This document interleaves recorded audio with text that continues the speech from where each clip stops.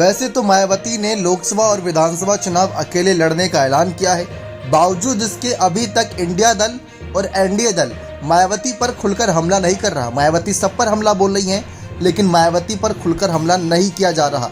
आखिर ये मेहरबानी क्यों? खासकर भाजपा ये मेहरबानी ज़्यादा दिखा रही है, क्योंकि इंडिया दल लगातार यही बात कह रहा होगा कि मायावती बीजेपी के साथ मिली है, लेकिन मायावती को लेकर बीजेपी नेताओं ने अभी तक कोई बयान नहीं दिया। हाल ही में घोसी एक बड़ा उदाहरण है। घोसी विधानसभा सीट पर उपचुनाव होना था, मायावती ने अपना कोई प्रत्याशी नहीं उतारा।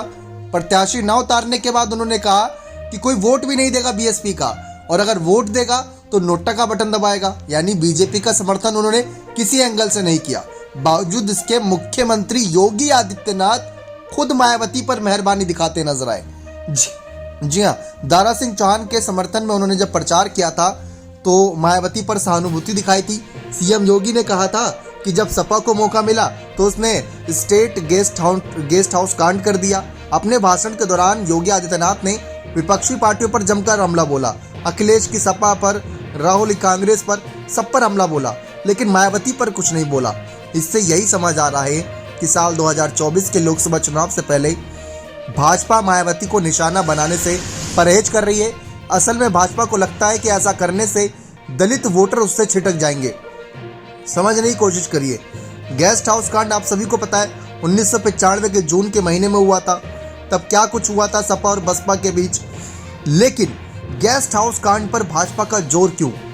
साफ दिख रहा है कि मायावती पर हमला ना बोलकर काफी हद तक यहाँ पर बीजेपी दलित वोटर्स को ये दिखाना चाहती है कि हम तो मायावती की तरफ है, और ऊपर से इंडिया दल इसमें और थोड़ा फायदा दिला रहा है बीजेपी को, ये कहकर कि बसपा ने भाजपा के साथ गठबंधन कर रखा है। और मायावती इस बात को स्वीकार कर चुकी है कि अगर वो किसी पार्टी के साथ गठबंधन करती हैं तो उस पार्टी का समर्थन का वोट परसेंटेज उनकी तरफ नहीं आता, लेकिन बसपा उस तरफ चला जाता है। तो भाजपा इसी का फायदा उठाना चाह रही है कि अगर इंडिया दल भी यही कहेगा कि मायावती का गठबंधन भाजपा के साथ है, भले ही ना हो, तो वोटर्स को तो यही लगेगा कि शायद मायावती इनके साथ है। इसी वजह से मायावती का वोटर्स आज के समय में भाजपा पर भी भरोसा जता रहा है। मुख्यमंत्री योगी आदित्यनाथ जो किसी को नहीं बख्शते, जब मायावती पर हमला नहीं बोला तो इससे बड़ा संदेश और क्या ही देंगे। क्या ये एक बड़ा संदेश है कि भाजपा भी चाहती है कि मायावती का साथ उन्हें मिले? और जैसा कि आपने देखा ही होगा, एनडीए कई नेता हैं जिन्होंने कहा कि मायावती साथ आ जाए तो बेहतर रहेगा। ओपी राजभर हो गए, रामदास अठावले हो गए, अनुप्रिया पटेल हो गई, ऐसे कई नेता इस फहरिस्त में। बाकी आप अपनी राय इस मसले पर जरूर रखें।